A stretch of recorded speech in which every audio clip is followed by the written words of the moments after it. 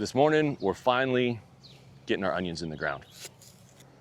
Our onion bed is watered with 1/4-inch emitter tubing. So this is 1/4-inch tubing that has just built-in emitters every 12 inches. That's what we're gonna use to water the onion bed because they're all pretty close together, and that'll put enough water out in the bed for all of the onions. How many onions did you buy? Some. Some? We'll see. We'll see. I think it was 500-ish, something like that. 11 bunches of guaranteed 48 each, but most have more. Yeah, it's a lot of onions.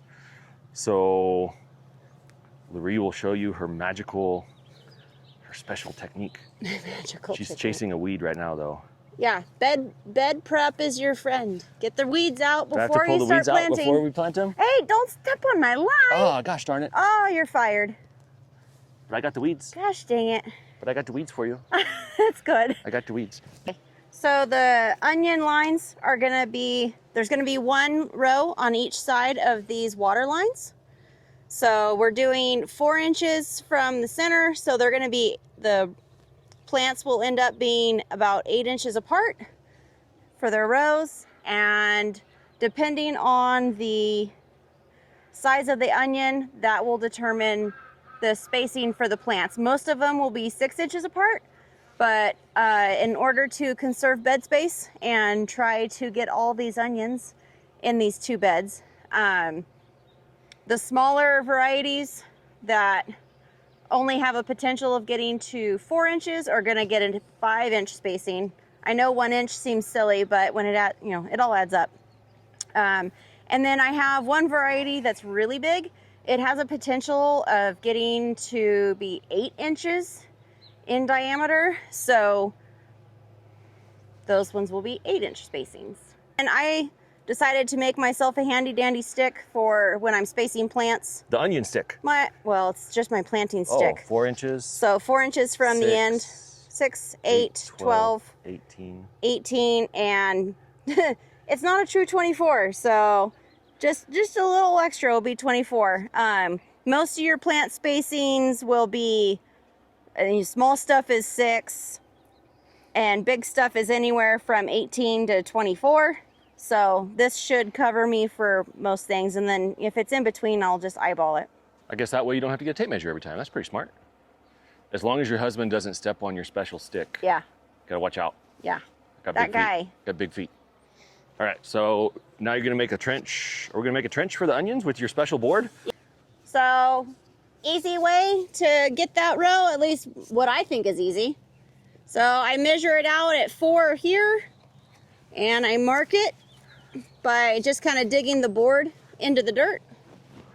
So I just dig this end of the board into the dirt. You want me to hold it? Yes, please. I did it by myself earlier, but it's a whole lot easier if there's 2 people, but you can do it by yourself. Now we're just gonna, with force, push it into the dirt like that. And then once you've got a line started, if you're dealing with a straight board, which it took me a minute to find a straight board, I'm just gonna kind of go along and just make sure I'm staying within my 4-ish inches from my water line.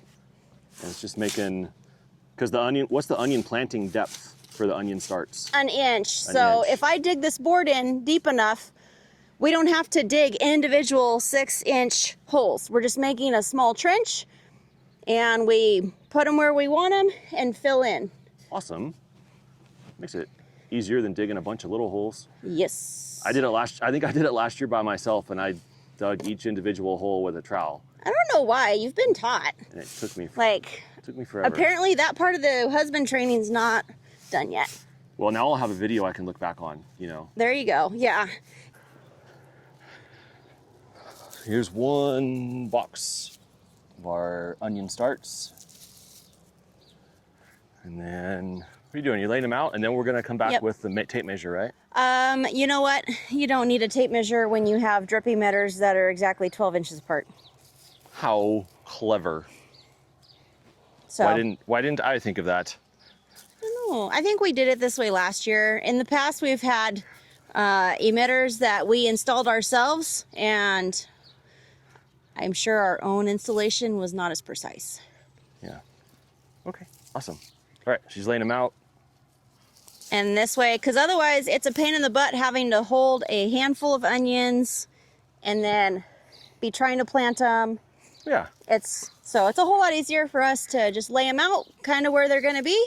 And then we just have to assembly line down the way. So that was about half of... That was half of one bunch? Yes. This is the rest of that bunch. My goodness.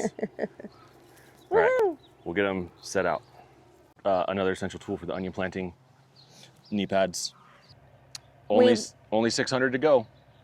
We laid out the first row and there are 66 onions in that first row. And there's still that little bunch of white onions in the box. That's what's left of that variety. And that was just one bunch worth of onions. So there's probably closer to 700. We're gonna need a bigger garden. The trench, because the ground is a little hilly, I'm gonna make sure that I have a dibble. A what? A dibble? A dibble? Yeah, it's a thing to make a hole. Dibble, dibble.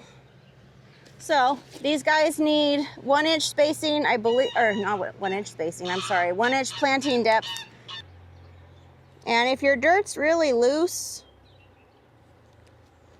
you may want to go just a touch deeper because it will compact. But because I've been watering this, I'm pretty confident we won't have a terrible amount of compaction.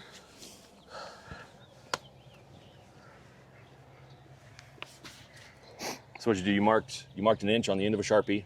Yep, that's the best thing I have on hand. All right. And I feel like it's a good size. It's slightly bigger than the onion. Yeah. So I'm not gonna have a terribly big hole to fill in.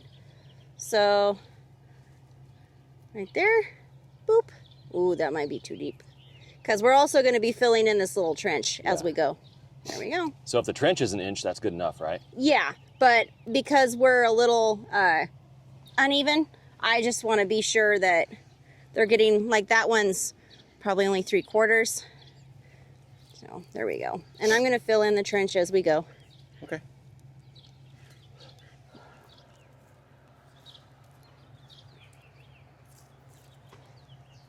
Only 500 to go. You wish.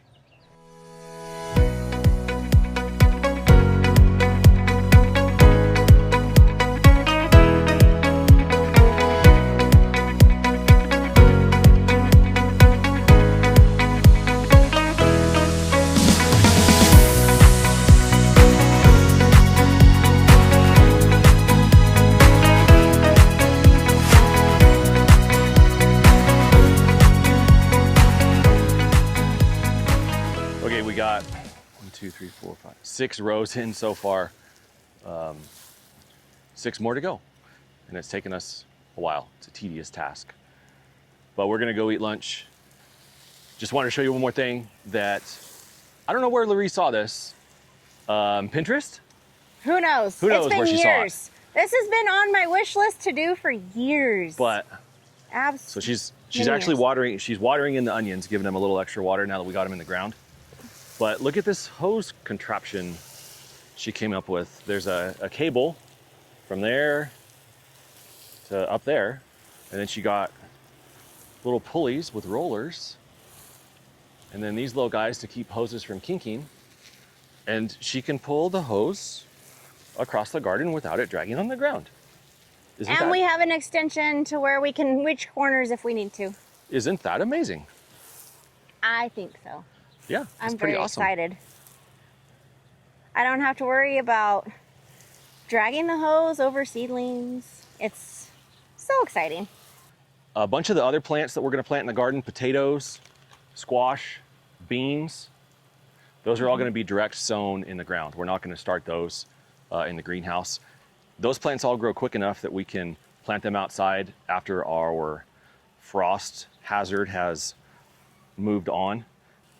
A lot of folks, even in our county, right down in town right now, you could plant a tomato outside last month in February with no risk of frost and have ripe tomatoes probably to eat by what, June? I don't know. Something like that. We will not get a red tomato before the 4th of July because we just can't plant outside because of the frost. So that's why we plant all our seeds in the greenhouse and try to get a little leg up on them. And then when we move them outside, if there is a danger of frost, we'll end up covering them for a few nights if we know it's going to get cold. Here we are about 2 weeks later. You can see all of our onions they've grown quite a bit since we planted them.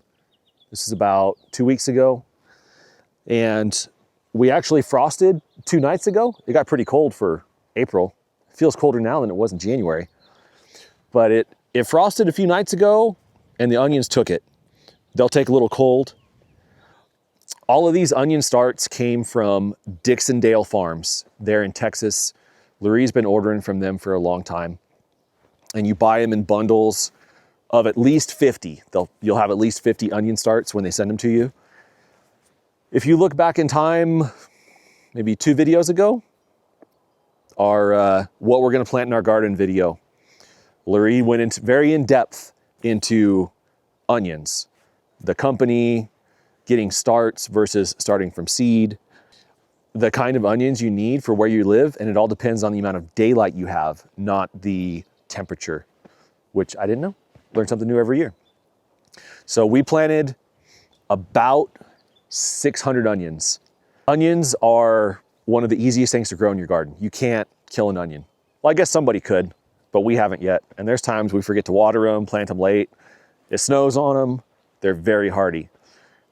So one thing to put in your garden if you want to at least grow something and have some success is some onions. See you next time.